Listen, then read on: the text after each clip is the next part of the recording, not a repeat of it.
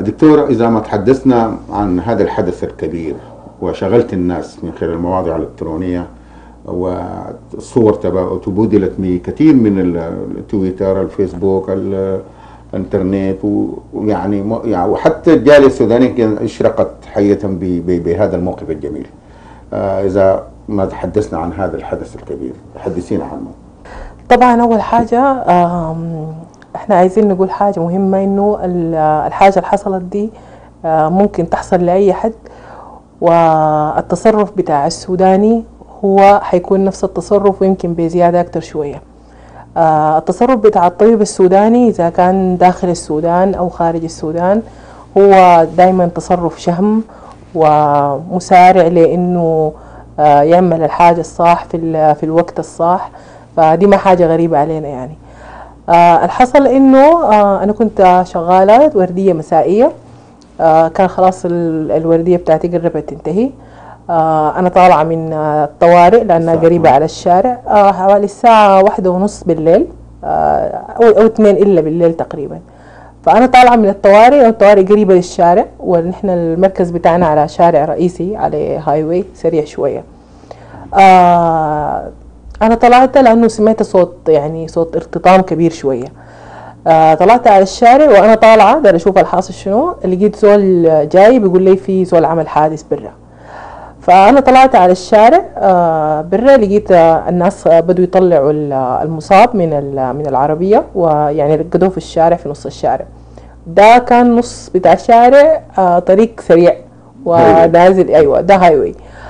فالسيستر جات وراي أول ما شافتني أنا طلعت، فبتقول لي أنا أجيب عربية عشان ندخله جوا. قلت لها لا، ده يعني ما حينفع يتحرك من مكانه، نحن خلينا هنا ونجيب كل الأشياء هنا يعني. فنقلنا الحاجات كلها، السبلمنت حقتنا، الأجهزة، الأكسجين، أي حاجة، وعملنا يعني عملنا زي ما يقولوا كل اللازم بالنسبة له في نص الشارع يعني.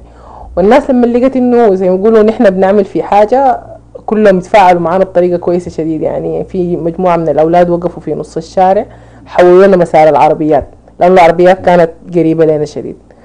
فالحمد لله رب العالمين. كانت مخاطرة انك انت في الهاي واي وممكن تحصل حوادث. طبعا اكيد، طبعا اكيد هي مخاطرة في كل النواحي. اول حاجة مخاطرة انك انت بتعمل انقاذ لعيان برا مكان العمل حقك، دي مشكلة كبيرة جدا اذا ما انت اتبعت الاجراء الصحيح. لكن انا لما طلعت في اللحظة ديك يعني بس تفكير انه الزول اللي حصل له الحادث ده بس، تاني بعد كده زي ما يقولوا زي ما تجي ربك بيسترها. الحاجة الثانية ده شارع عام كويس، الدنيا ليل، الوقت متأخر جدا كويس. ده شارع بتاع عربات بتجي ماشية بسرعة شديدة جدا جدا كويس. لكن الناس كانت يعني كان كويس يعني، الناس متعاونة معانا يعني، انه نحن وطالعين في نص الليل وكده. يعني اقول لك حاجة يا استاذ، انه يعني ممكن ناس مثلا كانوا يعني مثلا من جنسيات تانية او كده، بيقول لك يا انت بتطلعي ليه، دي مشكلة بالنسبة لك لو حصلت له حاجة كده. انا قلت له طيب انا لما امشي البيت وبس يعني المنظر بتاع الزول ده حيكون في راسي طول الليل، انه انا ما عملت له حاجة، انه انا كان ممكن اساعده وما ساعدته، يعني دي مشكلة حقيقية يعني. والحاجة دي الحاجة اللي احنا اتربينا عليها من بيت اهلنا، والطريقة اللي بنشتغل بها كنا في السودان، والطريقة اللي بنشتغل بها هنا. لو سألت أي طبيب سوداني في مكاني كان بيعمل نفس الحاجة كويس، لو ما عمل زيادة أكتر منها شوية.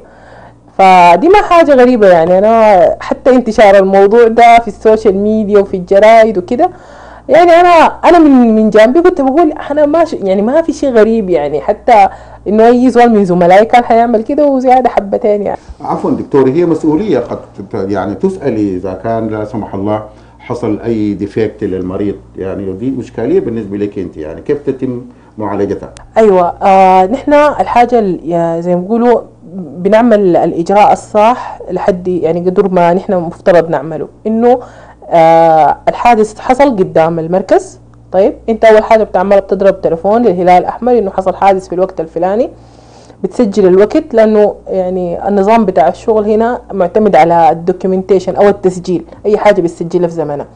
نحن جينا مكان الحادث الساعه كده، لما جينا كانت العلامات الحيويه كده وعملنا كده. ده اذا كان دكتور طبيعي ده ايوه، لحتى لما حصلت الحاجه برا المركز تضرب تليفون للهلال الاحمر اول حاجه ولا الدوريات بتاعت الشرطه، لانه ده يعني حادث بتاع مروري وكده. بعد كده لما تجي يعني ناس الهلال الاحمر ذاتهم لما جو ونحن سلمناهم المريض وكده، عملنا كده وكان كده وكان كده، يعني انبسطوا شديد، يعني كتر خيرك يا دكتوره وشكرا جزيلا.